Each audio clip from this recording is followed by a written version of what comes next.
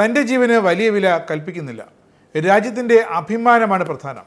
ഇറാനിയർ കീഴടങ്ങുന്നവരല്ല, അതറിയാവുന്നവർ തങ്ങളെ ഭീഷണിപ്പെടുത്തില്ല എന്നാണ് ഇറാൻ്റെ പരമോന്നത നേതാവ്, ഇപ്പോഴും ജീവിച്ചിരിക്കുന്ന അയത്തുള്ള അലി ഖൊമേനി ലോകത്തിന് മാത്രമല്ല US പ്രസിഡന്റ് ഡൊണാൾഡ് ട്രംപിന് നൽകുന്ന ആ മറുപടി. നിരുപാധികം സമ്പൂർണ്ണമായി കീഴടങ്ങണമെന്ന ഭീഷണിയുമായി എത്തിയ അമേരിക്കയ്ക്ക് ഉറച്ച ശബ്ദത്തിൽ മറുപടിയുമായി എത്തിയിരിക്കുകയാണ് ഇറാൻ്റെ പരമോന്നത നേതാവ് അയത്തുള്ള ഖൊമേനി. അമേരിക്ക ഇടപെട്ടാൽ അവർക്ക് പരിഹരിക്കാൻ പറ്റാത്ത തരത്തിലുള്ള ദോഷമുണ്ടാക്കുമെന്നുള്ളൊരു മുന്നറിയിപ്പും ഖൊമേനി നൽകുന്നുണ്ട്. ബങ്കറിൽ സുരക്ഷിതമായി ഇരുന്നു കൊണ്ട് ടെലിവിഷൻ സന്ദേശത്തിലൂടെയാണ് ഖൊമേനി ലോകത്തെ അഭിസംബോധന ചെയ്തത്. അമേരിക്കയും ഇസ്രായേലും കേൾക്കാൻ വേണ്ടിയാണ്. പക്ഷേ ഇറാനെയും അവിടുത്തെ മനുഷ്യരെയും ഇറാൻ്റെ ചരിത്രവും അറിയാവുന്നവർ ഭീഷണിയുടെ സ്വരത്തിൽ സംസാരിക്കാറില്ല. കാരണം ഇറാനികൾ കീഴടങ്ങുന്നവരല്ല എന്ന് ഉറച്ച സ്വരത്തിൽ പറയുന്നു അയത്തുള്ള അലി ഖൊമേനി.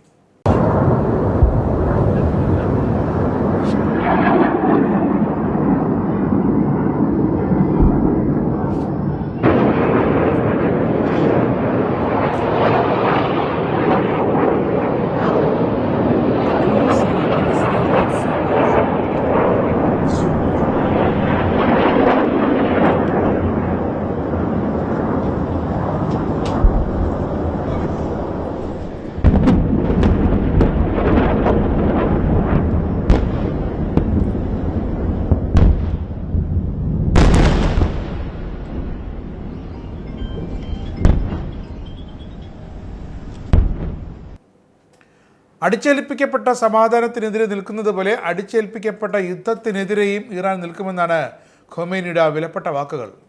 ലോകമത് ഏറ്റെടുക്കുകയാണ്. പക്ഷേ ഖൊമേനിയുടെ ഇടവും വലതും ഇല്ലാതായി കഴിഞ്ഞ ഒരാഴ്ചയായിട്ട്. ഇറാൻ സേനയുടെ സൈനിക മേധാവിമാരിൽ പകുതിയെ ഇസ്രായേലി ഡ്രോണുകളും മിസൈലുകളും ഒക്കെ കൊണ്ട് നിശബ്ദരാക്കി. കനത്ത സുരക്ഷയിൽ ഒരു അജ്ഞാത ബങ്കറിലാണ് ഇപ്പോൾ പരമോന്നത നേതാവ് Ali Khomeini. Iran revolutionary guard commander in chief Hussein Salami ഖൊമേനിയുടെ ഏറ്റവും അടുത്ത അനുയായിയായിരുന്നു. ഇസ്രായേലിൻ്റെ മിസൈലുകൾ നിശബ്ദരാക്കി. അടുത്തതായി മുഹമ്മദ് ബാഗേരി, ഇസ്രായേലി ആർമി ഫോഴ്സിൻ്റെ ചീഫ് ഓഫ് സ്റ്റാഫ്, IRGCയുടെയും ഇറാൻ്റെ വിദേശ സൈനിക ഇടപെടലുകളുടെയും മേധാവി. അടുത്തതായി ഇറാന് നഷ്ടപ്പെട്ട സൈനിക തലവൻ അമീർ അലി ഹൈസൈദ്, IRGCയുടെ എയറോസ്പേസ് മിസൈൽ പ്രോഗ്രാമുകളുടെ ബുദ്ധി കേന്ദ്രം തലവൻ. അടുത്തത് IRGC ഇൻ്റലിജൻസിൻ്റെയും ഇറാൻ ഇൻ്റർണൽ സെക്യൂരിറ്റിയുടെയും തലവനായിരുന്ന മുഹമ്മദ് ഖാസിമി. ഏറ്റവും ഒടുവിൽ ഇറാൻ്റെ ഏറ്റവും പുതിയ chief of staff Ali Shadmani. ഖൊമേനിയുടെ ചീഫ് അഡ്വൈസർ കൂടിയായിരുന്നു ഈ അലി ഷത്മാനി. അങ്ങനെ ഇറാൻ്റെ സൈനിക നട്ടെല്ല് തന്നെ ഇസ്രായേൽ തകർത്തു. എന്നിട്ട് ഇസ്രായേൽ അമേരിക്കയ്ക്ക് വഴിമാറി കൊടുക്കുകയാണ്. ഇനിയുള്ളത് നിങ്ങൾ ചെയ്തോളൂ എന്ന് പറഞ്ഞിട്ട്. ഖൊമേനിക്കാകട്ടെ തൻ്റെ ഇടം വലം അനുയായികളാണ് നഷ്ടപ്പെട്ടതും. ഇതോടെ ഇറാൻ ഭരണകൂടം തന്നെ താറുമാറായിരിക്കുന്ന അവസ്ഥ, അസ്വസ്ഥമായിരിക്കുന്നു, നിയന്ത്രണം നഷ്ടപ്പെട്ടിരിക്കുന്നു. അമേരിക്കയുടെയും ഇസ്രായേലിൻ്റെയും കണക്കുകൂട്ടൽ ദിവസങ്ങൾക്കകം ഇറാൻ്റെ തലസ്ഥാനമായ ടെഹ്റാനെ ഒഴിപ്പിച്ച് പിടിച്ചെടുക്കാമെന്നാണ്. അപ്പോൾ അയത്തുള്ള ഖൊമേനി വർദ്ധിച്ച വീര്യത്തോടെ അമേരിക്കയെ ട്രംപിനെ വെല്ലുവിളിക്കുകയാണ്. ഇത്തവണത്തെ ഖൊമേനിയുടെ വെല്ലുവിളിയിൽ ഇസ്രായേൽ പ്രധാനമന്ത്രി ബെഞ്ചമിൻ നെതന്യാഹുവിനെതിരായ ഒരു വാക്കുമില്ല. നെതന്യാഹുവിനെ ഖൊമേനി ഇത്തവണ ഒന്നും മാറ്റിവെച്ചിട്ടില്ല. ട്രംപിനെ വെല്ലുവിളിച്ചാണ് ഇത്തവണ ഖൊമേനി എത്തിയിരിക്കുന്നത്. അങ്ങനെ ഇറാൻ്റെ മുഖ്യ എതിരാളി എന്ന സ്ഥാനം US ഇസ്രായേലിൽ നിന്നും ഏറ്റെടുക്കുകയാണ്. ഇറാൻ കണക്കാക്കുന്നതും ഇപ്പോൾ അങ്ങനെ തന്നെയാണ്. അപ്പോൾ പശ്ചിമേഷ്യയിൽ നിന്ന് കത്തുകയാണ്. ഗൾഫ് രാജ്യങ്ങൾ ഖത്തർ ഒഴിച്ച് ഇറാനെതിരാണ്. കാരണം അവർക്കൊക്കെ അമേരിക്കയുടെ സാമ്പത്തിക സൈനിക സഹായം കൊണ്ട് അവർ സന്തുഷ്ടരാണ്. സൗദിയിലേക്ക് വന്ന് പതിക്കുന്ന ഹൂതികൾ അയക്കുന്ന മിസൈലുകൾ ഏറെ തലവേദന ഉണ്ടാക്കുന്നത് സൗദിക്ക് മാത്രമല്ല, തൊട്ടടുത്ത് കിടക്കുന്ന GCC രാജ്യങ്ങൾ കൂടിയാണ്. അതുകൊണ്ട് തന്നെ ഇറാൻ അവരുടെ കണ്ണിലെ കരടാണ്. ഹൂതികൾക്ക് പിന്തുണ നൽകുന്നത് ഇറാനാണെന്ന് ഗൾഫ് രാജ്യങ്ങൾക്ക് വ്യക്തമായി അറിയാം. എന്നാൽ റഷ്യയാണ് ഇറാനെതിരായ ഇസ്രായേൽ ആക്രമണത്തെ ആദ്യം അപലപിച്ചതും അതിനെതിരെ പ്രതികരിച്ചതും. ചൈനയാകട്ടെ ഇതുവരെ ഒന്നും മിണ്ടിയിട്ടില്ല. പക്ഷേ അവരും ഇറാൻ്റെ അടുത്ത മിത്രങ്ങളാണ്. ഈ റഷ്യ ചൈന മിത്രങ്ങൾ ഇപ്പോൾ ഇറാൻ ഉപകരിക്കുമോ എന്നാണ് കണ്ടറിയേണ്ടത്. സമയമേറെ വൈകിപ്പോയി എങ്കിലും വ്ളാദിമിർ പുടിനൊന്നും മിണ്ടുന്നില്ല, ചൈനയുടെ അധികാരികളുമൊന്നും മിണ്ടുന്നില്ല. ഇന്ത്യയും ഇറാൻ്റെ ഉറ്റ സുഹൃത്ത് തന്നെയാണ്. ഇറാനിലെ ഛബർ തുറമുഖം ഓപ്പറേറ്റ് ചെയ്യുന്നത് പ്രധാനമായും ഇന്ത്യയാണ്. ഇന്ത്യൻ ചരക്കുകൾ ഹോർമസ് കടലിടുക്ക് വഴി ഇറാനിലേക്ക് യഥേഷ്ടം ചെന്നെത്തുന്നുമുണ്ട്. അതുകൊണ്ട് തന്നെയാണ് ഇന്ത്യൻ പ്രധാനമന്ത്രി നരേന്ദ്രമോദി ശക്തമായി ആവശ്യപ്പെട്ടത് ഇസ്രായേൽ ഇറാൻ യുദ്ധം അവസാനിപ്പിക്കണമെന്നും പശ്ചിമേഷ്യയിൽ സമാധാനം പുനഃസ്ഥാപിക്കണമെന്നും. അതുകൊണ്ട് തന്നെയാണ് ഡൊണാൾഡ് ട്രംപിൻ്റെ ചപല വാക്കുകൾക്ക് ചെവി കൊടുക്കാതെ G7 ഉച്ചകോടിയിൽ നരേന്ദ്രമോദി ഇപ്പോഴും പങ്കെടുത്തതും ട്രംപിനെ പിന്നീട് ഫോണിൽ വിളിച്ചതിൻ്റെ പ്രതിഷേധം അറിയിച്ചതും ഈ വിഷയം ചർച്ച ചെയ്യാൻ, പാകിസ്ഥാനെതിരായ വിഷയം ചർച്ച ചെയ്യാൻ അവസരം നൽകാത്തതിൽ അതിനു മുമ്പേ കാനഡ വിട്ടതിലാണ് മോദി പ്രതിഷേധം അറിയിച്ചത്. ഇറാൻ യുദ്ധം അവസാനിപ്പിക്കണമെന്ന് ഒരു ഭാഗത്ത് ആവശ്യപ്പെടുമ്പോൾ എണ്ണവില ഉയരുകയാണ്. അതിൻ്റെ നേട്ടം ഇറാൻ്റെ സുഹൃത്തായ റഷ്യയ്ക്കാണ്. അവർക്ക് ഉക്രൈനിൽ ആക്രമണം നടത്താനുള്ള ആയുധങ്ങൾ വാങ്ങിക്കൂട്ടാനുള്ള സാമ്പത്തികം ഈ ഉയർന്ന എണ്ണവിലയിൽ നിന്നും കിട്ടും.